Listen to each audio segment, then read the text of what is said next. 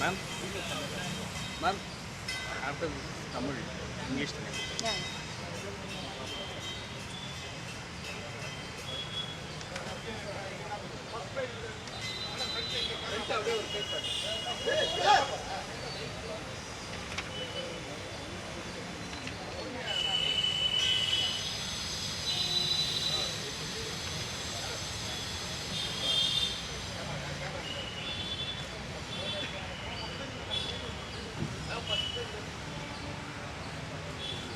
Complaint copy இருக்குது, எடுத்துக்கோங்க.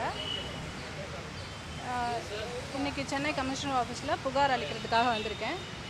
உங்கள் எல்லாருக்கும் தெரிஞ்சது தான். இப்போ கடந்த வாரம் வந்து நான் தாவேக்காவில் பயணித்ததும் தாவேக்காவில் இருந்து கருத்து வேறுபாடு காரணமாக தலைமை பொறுப்பு இல்லாத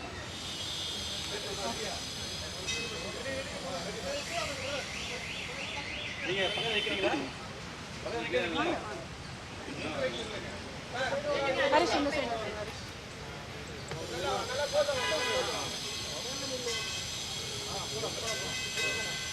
வணக்கம். இன்றைக்கி சென்னை கமிஷனர் ஆஃபீஸில் புகார் அளிக்கிறதுக்காக வந்திருக்கேன்.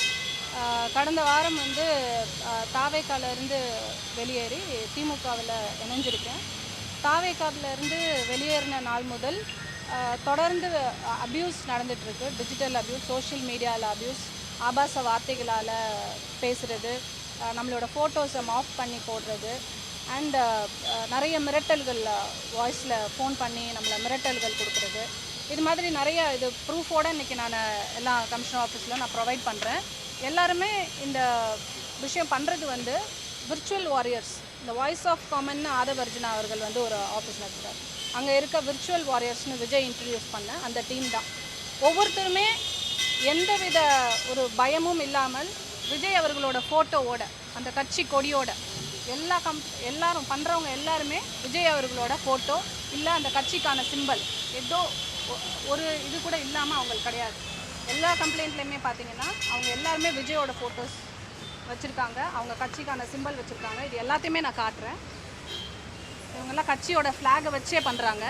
இந்த மாதிரி பர்சன்ஸை யாருமே இது வரைக்கும் கண்டித்து கட்சியோட நிர்வாகிகள் இல்லை டிவிகேவோட சீஃப் விஜய் அவர்கள் வந்து கண்டிச்சோ கண்டனம் தெரிவித்தோ இல்லை பார்ட்டிக்கும் இவங்களுக்கும் சம்மந்தம் இல்லைன்னோ எந்தவித கம்ப்ளைண்ட்டும் இது வரைக்கும் ரைஸ் பண்ணலை.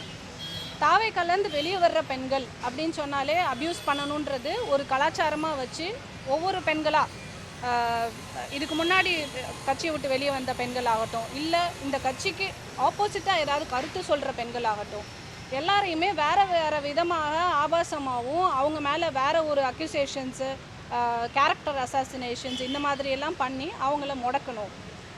எல்லா இதுலேயுமே உன்னோட பொலிட்டிக்கல் கேரியர் க்ளோஸ், உன்னோட பர்சனல் விஷயங்கள் எல்லாமே க்ளோஸ், இனிமேல் எல்லாத்தையுமே டிக் பண்ணி எடுக்க போகிறோம். இந்த சிபிஐ என்கொயரி பண்ணுற மாதிரியும் என்னமோ நாங்கள்லாம் அரசியலுக்கு வர்றோமா, இல்லை நாங்கள்லாம் தப்பு தண்டா பண்ணி வந்தோமா. கடந்த ஒரு வருடத்துக்கு மேலே நம்ம தாவேக்கால இருக்கோம். அன்றைக்கெலாம் உங்களுக்கு என் மேலே எந்த அக்யூசேஷன்ஸும் இல்லை. அன்றைக்கி அக்காவாக தெரியும். கட்சியை விட்டு வெளியே வரும்போது உங்களுக்கு இத்தனை விதமான அக்யூசேஷன்ஸ் கொடுக்கணுன்ற அளவுக்கு வரீங்கன்னு சொன்னால் இதெல்லாம் கண்டிக்க வேண்டிய கடமையும் பொறுப்பும் தாவேக்கா தலைவர் விஜய் அவர்களுக்கு உண்டு. தார்மீக பொறுப்பு அவர் ஏற்கணும். இந்த அக்கௌண்டபிலிட்டி அவர் எடுத்துக்கலைன்னா அந்த லீடர்ஷிப் குவாலிட்டியே, அந்த லீடர்ஷிப்புன்ற பேருக்கே வந்து ஒரு பெரிய கொஸ்டின் மார்க் இருக்குது.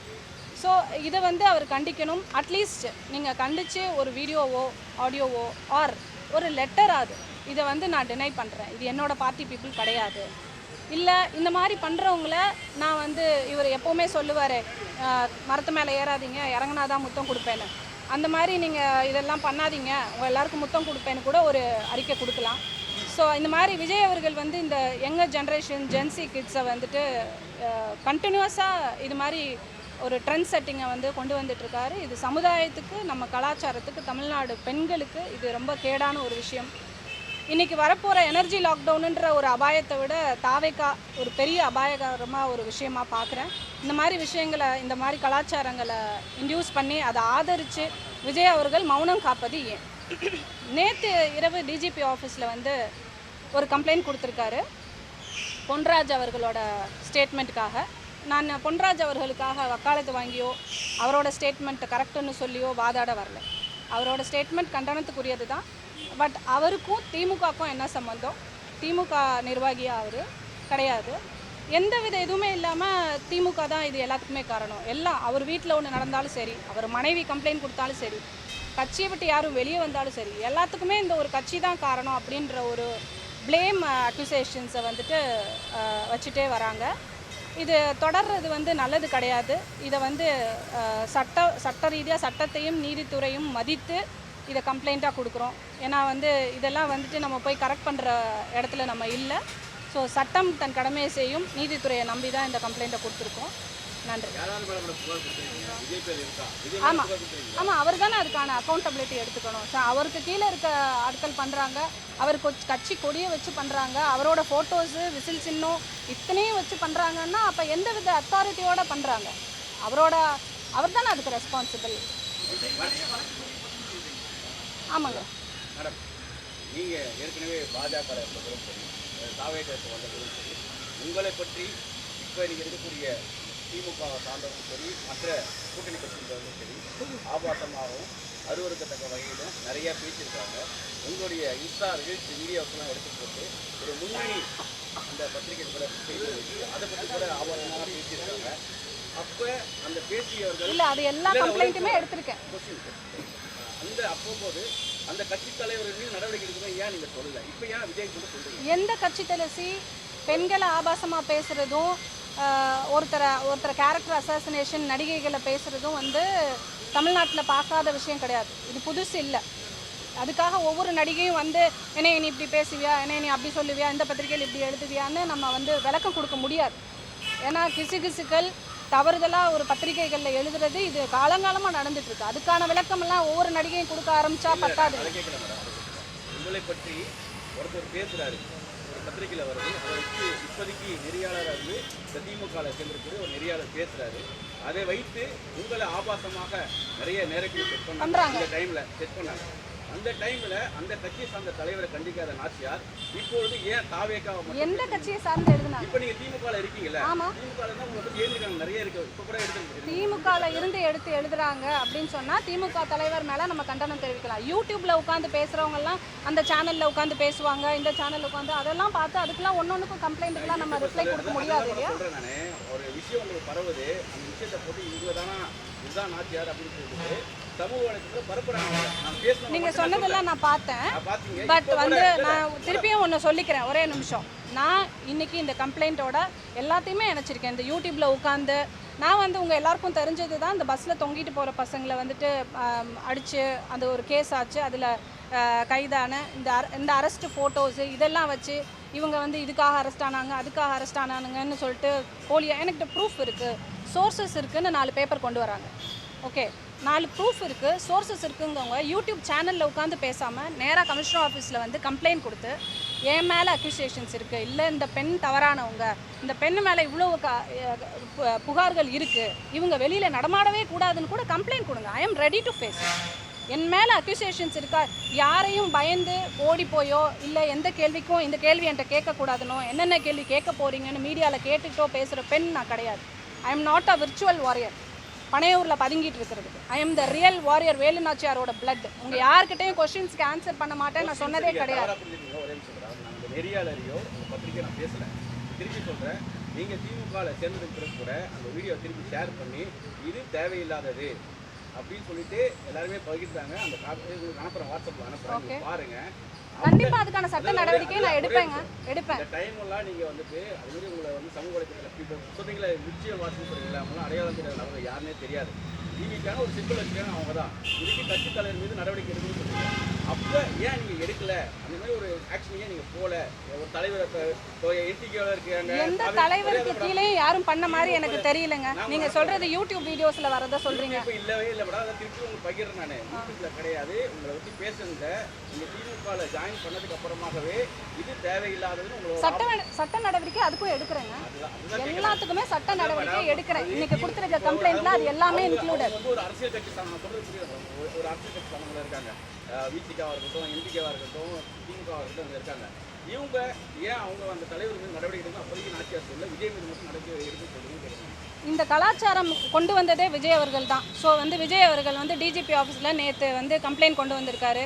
விமெனுக்கு எதிராக ஒன்றுனா நம்ம அண்ணன் வந்துருவார், அவர் பிரச்சனைக்கு வரமாட்டார், ஜனநாயகன் பிரச்சனைக்கு வரமாட்டார், சொந்த பிரச்சனைக்கு வரமாட்டார், என்ன தான் கரூர் பிரச்சனைக்கு வரமாட்டார், எந்த பிரச்சனைக்கு வரமாட்டார், ஆனால் தான் கட்சியில் உள்ள பெண்களுக்கு ஒன்றுனா வந்துருவாருன்ற ஒரு போலி அரசியல் நாடகம் ஆடுறதுக்கு மட்டும்தான் நேற்று அவர் கம்ப்ளைண்ட் கொடுக்க வந்திருக்காரு. கடந்த மகளிர் தினத்தன்னைக்கு வந்து அவரோட ஸ்பீச்சில் வந்து அவர் பெண்களை எந்த அளவுக்கு மதிக்கிறாரு அப்படின்றது தெரிய வந்தது. ஸோ அதையெல்லாம் வந்து நான் அந்த கட்சியில் அவர் பேசினதை எதிர்த்து பெண்களுக்கான மரியாதை இல்லைன்றதை சொல்லி வெளியே வந்தது பெண்களின் ஓட்டை பாதிக்கும், ஒரு பெரிய தாக்கம் ஏற்படுது. பெண்களிடையே வந்து நிறைய ஒரு அதிருப்தியை நிறைய பேர் தெரிவித்தாங்க. ஸோ இதன் காரணமாக பெண்கள் ஓட்டை பாதிக்குமோ அப்படின்னு பயந்து நேற்று நேராக வளைகாப்பம் முடிச்சுட்டு நேராக டிஜிபி ஆஃபீஸில் வந்து கம்ப்ளைண்ட் கொடுக்க வந்திருக்காங்க. இது அவங்களுக்கு இருக்கிற ஒரு பயத்தை தான் காட்டுதோ ஒழிய பெண்களுக்கு மேலே உள்ள மரியாதையை காட்டலை. உடனே எங்கள் அண்ணன் தான் அண்ணா மண்ணான்னு சொல்லிட்டு பாட்டு போட்டு அண்ணன் எல்லாருக்கும் எங்களுக்காக வந்துருவார் அப்படின்ற ஒரு பிக்சர் கொண்டு வராங்க.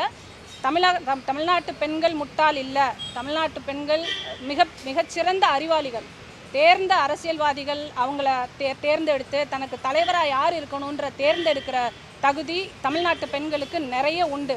அதனால் வந்து தாவேகா தலைவர் விஜய் அவர்களின் போலி அரசியல் நாடகம் இங்கே எடுபடாதுன்றதையும் வந்து நான் தெரிவிச்சுக்க விரும்புகிறேன். இப்போ வந்து இந்த விர்ச்சுவல் வாரியர்ஸ் பண்ணாங்க, அவங்க தலைவர் வந்து கண்டிக்கலை அப்படிங்கிறத விஜய் மேலே நடவடிக்கை எடுத்துருக்கீங்க. ஓகே, நீங்களும் வந்து மகளிருக்காக நிறையா கண்ணெல்லாம் தெரிவிச்சிருக்கீங்க. இப்போ இதையே வந்து 2 வருஷத்துக்கு முன்னாடி அமைச்சர் பொன்முடி வந்து அது மாதிரி பெண்களை குறித்து அவதூறாக பேசினாரு. அவர் அவங்க சார் ஒரு நிமிஷம் இருங்க, நான் சொல்லிக்கிறேன். இன்னைக்கு நீங்கள் you don't please don't break. இன்னைக்கு நான் இந்த கமிஷனர் ஆஃபீஸில் கம்ப்ளைண்ட் கொடுக்க வந்தது.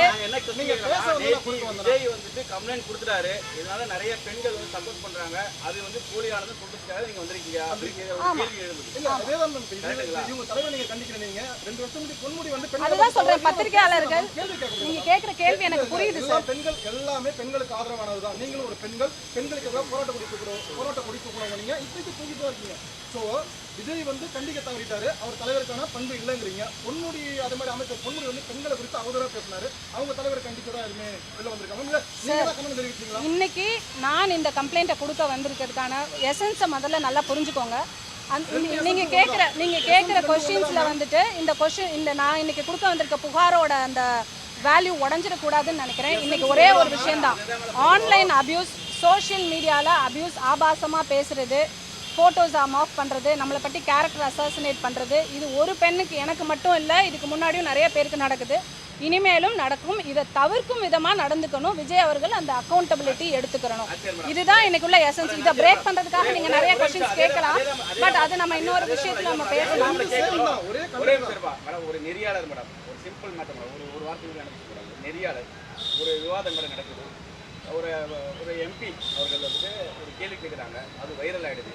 அந்த நெறியாளருடைய ஒரு புகைப்படத்தை ஆபாசமாக சுற்றி அவர் குடும்பத்தை பற்றி தான் பேசுகிறாங்க. இது யாருக்குனாக்கா ஆளுக்கூடிய நம்ம இங்கே வந்து திமுக இதை கண்டிக்கல அப்படின்னு சொல்லிட்டு தலைவர் புகார் கொடுக்க முடியுமா? அந்த கொடுக்கலாம் நான் கொடுத்துருக்கேன், அது போல கொடுக்கலாம்.